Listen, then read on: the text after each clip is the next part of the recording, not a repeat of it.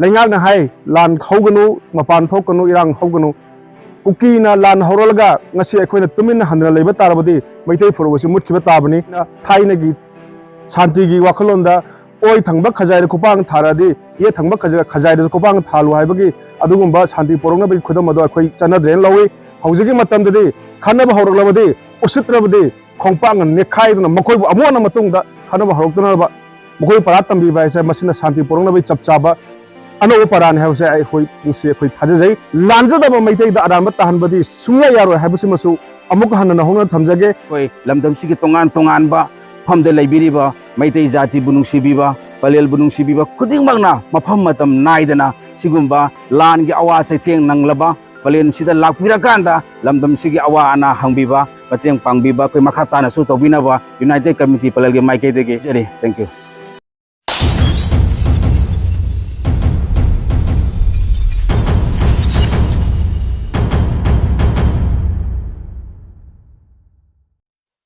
ma'am channel की video की खुदों चाब लौजरे है चैनल पाजब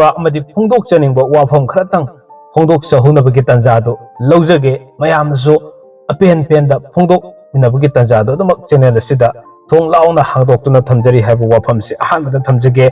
की वीडियो से करीगिदमक थमजरीबनो हाइबदो अई कोना लाक्सगे तसेंगना अईगी ओइबा वाखलोंदा ngasiगी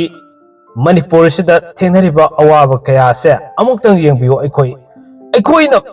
thengnariba se furup anigi marakta habidi kuki amadi Meitei anigi marakta soknariba lan haukiba mege tang ahumdagina ngasi fawba leptana sathrakliba lan asina maram oirakanda Manipur ge tongan ba mafam kayada awaba mayoknariba tampak namdam ngasi aikoina mitmangda uduna leiraba ngaktani तोंगान मफम होंगदुना कुकी लालोलब सिंगना लान हौरकपना मरम ओरगा लान तौखिबा मफम खुदिमक नोंमै कापनाखिबा मफम खुदिमक नुंगाइना लेहौबा मफम अमतंग लेरब्रा मयाम येंबियु अमदि लान लाक्त्रिबा लान तौद्रिबा मफम फावदा कयागी मतिक वाना लेनरिबा मणिपुर गे मफम खुदिमकता लेरिबा मैतै फुरुपना कयागी मतिक वाना लेरिबा हाइबदो अमुक्तंग अखोइ येंमिनासि मसे मतांग असिदा चैनल की माइकेरी थमजनिंगमदी अखोइना पामनरिबसे अखोइ ख्वाइना पामनरिबसे शांति दु नत्रा शांति लाक्नबगिदमक्ता अखोइ करी करी लौखतप याय करी तौब याय तोंगान वाफम कया तोंगान एक्शन थबक कया मा अखोइ पांगथोक्तनदी अदमक लाई अदुबो शांति लाक्पगी वाफमदी अदमक लेति हायतारे येंबियो ngasi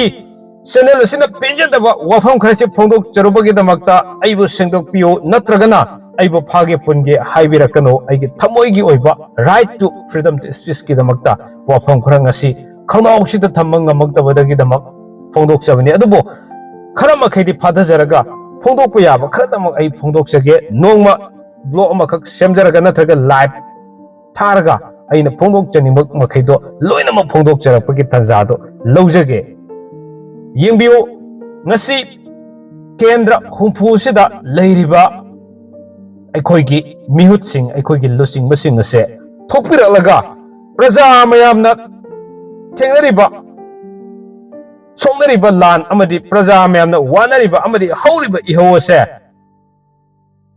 केंद्र हुंफुसिगी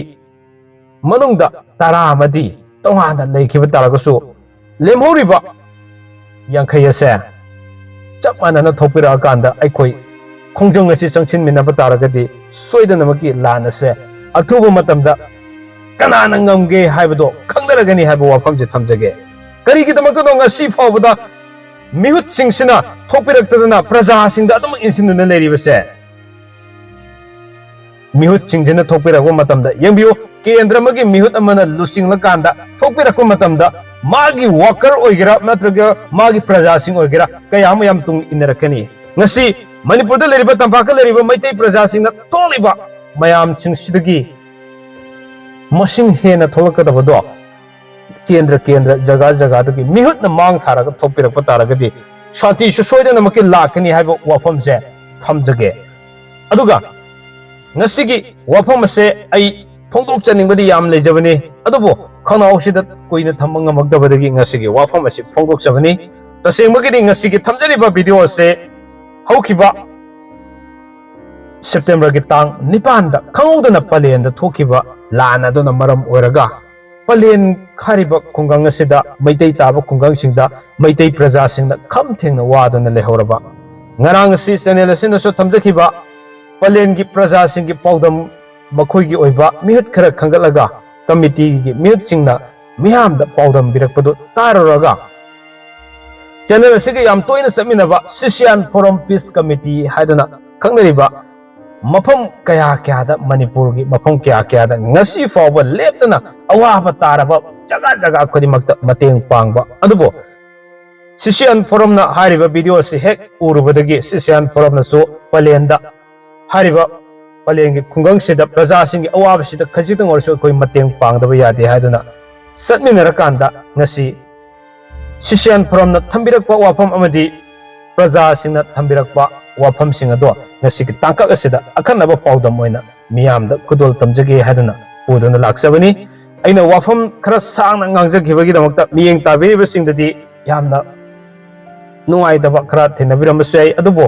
nongma sikhaki oiba aina phongdok chaningwai ki pukninggi paudam amagi damak tonganna video ama semjarake mangjongna khara thamjabani ahenba hainingba kaya amalai aina haijabada soikiba langkiba yarugasu tabiriba singna ne nangi do si haragani hena fajani haibna singba hena fajaba suggestion thambirakani haiba wafamchi thajaba thamjabaga loinana ngasigi thamjariba Ccian Forum na Pallel gi praja singda Pallel gi awaba tar praja singna mateng pangbagi tangka ado miyamda khudol tamjage ngasigi video sina miyamda pijaningniba wafamdi Pallel da miyamna sangba kinaribado sangba karisu tawdabane mayam Pallel gi Meitei praja singi awaba sida aikoi khodimak changduna mateng pangminasi haiba wafamji thamjaraga ngasigi mateng pangbagi video tangka ase mayam amutang yengminasi khudol tamjage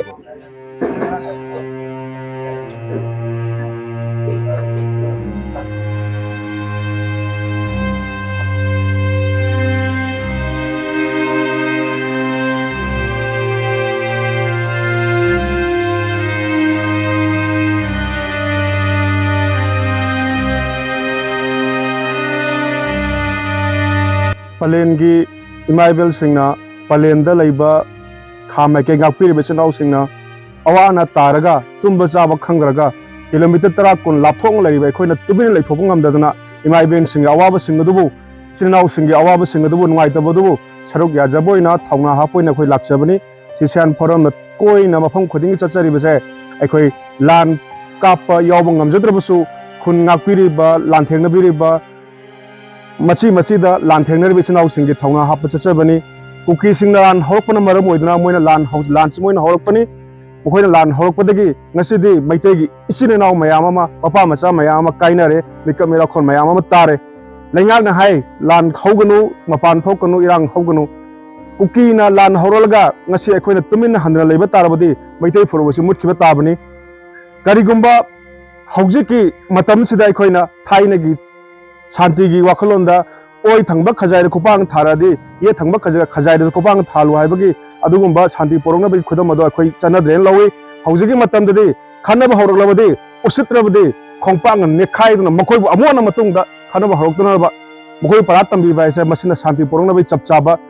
ano paran hause ai khoi ngsi khoi thajai ngasi mak masi khudam moina prithvi gi tongan balibak singda nuclear cry thama matungda shanti ngakpa ngami bese masi lan pamdu oitagdu mukhoi nuclear cry thama moi mukhoi mafamdasu masini akhoina anouba shanti porongna pambe haibase maduna markanda akhoi gi ngasi isinau sing akhoi gi yumda akhoi gi imungda landarakle pulap thokpidaklo akhoi pulap punchalaga lan se thengna bedase ngasi kalguma akhoi pulhogdraba hayengdi yam thenglangani haibase akhoi thajai maduna hauju punchalaga lan se thengna bedase aduga lanjadaba Meitei da aram tahanbadi sumya yaro haibase masu amuk hanna hongna thamjage arabda lebiriba isinaw singnasu ngasigi Pallel da aikoina laksaw matam leiramiba imaibel singsta mi paina naha singna tumba chaba khangdana kuchu khulai yawdana Manipur gi ngamkhai ngawni base masi ubira kanda atop jaga dagi su isinaw sing imaibel sing naha thona farba isinaw sing pulap lengsen bektuna Pallel ga wabs to sorga amina jaiba simatam ga haiba paujen simata ga Ccian Forum Peace Committee gi mairigi thamjage khoi hauji ꯑꯩꯈꯣꯏ ꯂꯝꯗꯝꯁꯤꯗ ꯀꯨꯀꯤ ꯑꯃꯗꯤ ꯃꯩꯇꯩ ꯑꯅꯤꯒꯤ ꯃꯔꯛꯇ ꯊꯣꯛꯏꯕ ꯄꯥꯝꯗꯕ ꯑꯩꯈꯣꯏ ꯂꯥꯟ ꯑꯁꯤꯗ ꯑꯩꯈꯣꯏ ꯍꯧꯈꯤꯕ ꯇꯥꯡ 9ꯗ ꯑꯩꯈꯣꯏ ꯃꯅꯤꯄꯨꯔꯒꯤ ꯈꯥ ꯃꯥꯏꯀꯩꯗ ꯂꯩꯔꯤꯕ ꯑꯩꯈꯣꯏ ꯃꯩꯇꯩꯁꯤꯡꯅ ꯏꯔꯣꯏ ꯂꯣꯏꯅ ꯈꯨꯟꯗꯥꯔꯤꯕ ꯑꯗꯨꯒꯨꯝꯕ ꯄꯂꯦꯜ ꯍꯥꯏꯔꯤꯕ ꯃꯐꯝꯁꯤꯗꯁꯨ ꯑꯁꯤꯒꯨꯝꯕ ꯂꯥꯟꯐꯝ ꯑꯩꯈꯣꯏ ꯂꯥꯟꯕꯨꯡꯁꯤ ꯊꯣꯛꯈ꯭ꯔꯕ ꯃꯇꯨꯡꯗ ꯑꯩꯈꯣꯏ ꯂꯥꯟꯐꯝ ꯑꯁꯤ ꯊꯣꯛꯈ꯭ꯔꯕ ꯃꯇꯨꯡꯗ ꯑꯩꯈꯣꯏ ꯇꯣꯉꯥꯟ ꯇꯣꯉꯥꯟꯕ ꯃꯅꯤꯄꯨꯔꯒꯤ ꯃꯐꯝ ꯈꯨꯗꯤꯡꯃꯛꯇ ꯑꯩꯈꯣꯏ ꯂꯩꯕꯤꯔꯤꯕ ꯃꯩꯇꯩ ꯆꯥ ꯐꯨꯔꯨꯞ ꯈꯨꯗꯤꯡꯃꯛꯅ ꯑꯩꯈꯣꯏ ꯃꯩꯇꯩꯕꯨ ꯅꯨꯡꯁꯤꯕꯤꯕ ꯄꯂꯦꯜꯕꯨ ꯅꯨꯡꯁꯤꯕꯤꯕ ꯈꯨꯗꯤꯡꯃꯛꯅ ꯑꯩꯈꯣꯏ ꯂꯝꯗꯝꯁꯤꯗ ꯂꯩꯔꯤꯕ ꯃꯤꯌꯥꯝꯒꯤꯗꯃꯛꯇ ꯑꯩꯈꯣꯏ ꯑꯋꯥ ꯑꯅꯥ ꯑꯩꯈꯣꯏ ꯍꯪꯕꯤꯕ ꯂꯥꯛꯄꯒꯤ ꯁꯔꯨꯛ ꯑꯃ ꯑꯣꯏꯅ ꯉꯁꯤꯁꯦ ꯁꯤꯁꯤꯌꯥꯟ ꯐꯣꯔꯝꯅ ꯑꯩꯈꯣꯏ ꯃꯐꯝ ꯑꯁꯤꯗ ꯂꯥꯛꯄꯤꯗꯨꯅ ꯄꯂꯦꯜꯒꯤ ꯃꯤꯆꯝ ꯃꯤꯌꯥꯝ ꯑꯃꯗꯤ ꯄ꯭ꯔꯖꯥꯅ ꯉꯁꯤ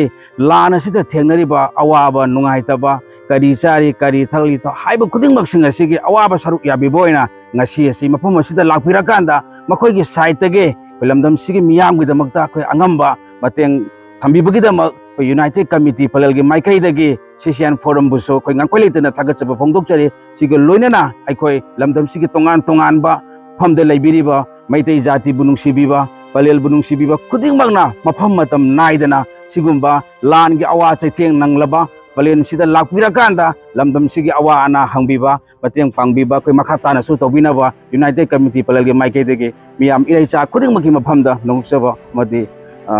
ꯍꯥꯏꯖꯔꯤ ꯊꯦꯡꯛ ꯌꯨ